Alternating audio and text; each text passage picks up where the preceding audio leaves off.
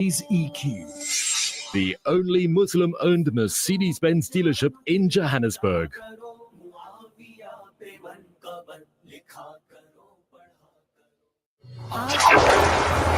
Asia Pacific Report on Sabahul Muslim. Well, for this week's Asia Pacific Report, we are joined by Walden Bello, who is a human rights and peace campaigner, an academic, a journalist, and concurrently the International Adjunct Professor of Sociology at the State University of New York and the Senior Visiting Research Fellow at the Center for Southeast Asian Studies at Kyoto University. Walden, a very good morning to you, South African time, and welcome to Radio Islam International. Thank you for inviting me, friend. Let's start by asking you to unpack for us what's the latest in the Thailand-Cambodia border war. Well, so far, as we know, the ceasefire seems to be holding, but there are claims of violations of the ceasefire on both sides. So things are still fragile, and hopefully things will come down more or less, permanently. What's at the core of that dispute, Walden? Well, this goes back to the 19th, early 20th century, when the French were the rulers of what was then called Indochina, and they arbitrarily drew borders between the areas that they ruled, which includes present-day Cambodia, and the Kingdom of Siam, which is called Thailand at this point in time. And there have been border disputes since then.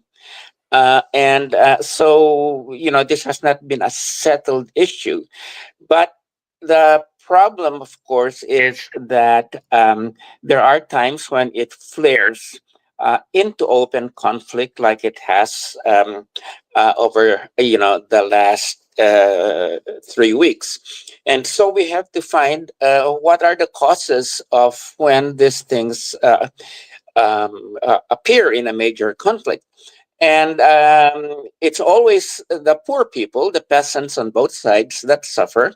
But it is interests, certain interests that are served by this that we must really look at. And in this case, and I'll be quite short on this, both the regimes on the Thailand and the Cambodia side needed some form of legitimacy for their rule. On the Cambodia side, the Hun Sen dynasty has been having a difficult time getting people to accept the transition to the order headed by his son, Hun Manet. And on the Thai side, the military has lost a lot of legitimacy because of its screwing up its performance in power for over 11 years. And this was sort of a quote unquote splendid little war that they needed and the Hun Sens needed in order to tighten their grip on society. So that's really the causes of this. So moving on then to another dispute, this time involving the Philippines and the South China Sea Maritime. What's the story there? Well, the situation is it's a strategic conflict between the United States and China, and the Philippines, and to some extent Vietnam being dragged into this problem.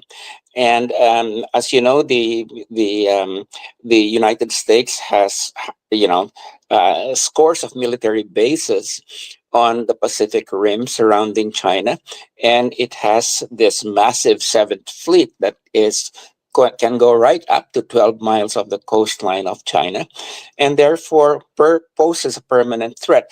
The Chinese have been trying to resolve the problem by extending their defensive perimeter outwards. And so that gets into the South China Sea, which is claimed by 6 other countries that border it. And the problem here, of course, the basic problem is the strategic threat posed by the United States. But in order to solve it, the Chinese should have entered into real negotiations with the ASEAN countries, the Association of Southeast Asian Nations, so that this could be resolved peacefully. The problem is that they acted unilaterally and claimed that the whole 90% of the South China Sea belongs to them. Now, that's not the way to go.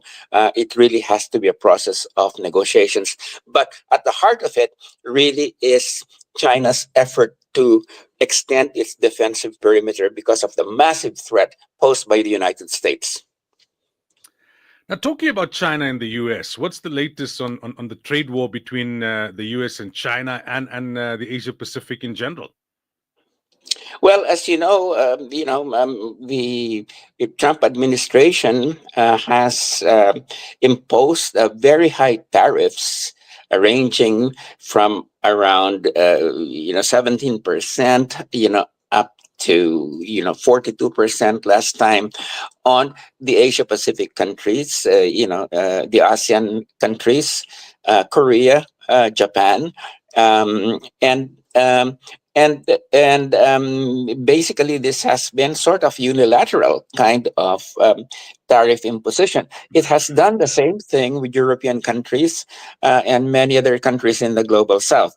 And this is really an exercise in raw economic power. Now, the motivation is, to raise the barriers to entry to foreign goods coming into the United States. And this is part and parcel also of the effort of the Trump administration to expel immigrants and prevent people from the global South coming in. So this is part of the kind of defensive unilateralism that the United States has entered into during the Trump administration. So it's a whole new era of dealing with forces outside the United States, and really it is really part of the whole new global political economy, where the United States feels very much threatened by the rise of China and the rise of the global South. All right, Walden, thank you so much for your time. Really appreciate it. Okay, thank you too for having me. That was Walden Bello talking to us this morning on the Asia Pacific Report. It's now 6:30, time for the latest news headlines.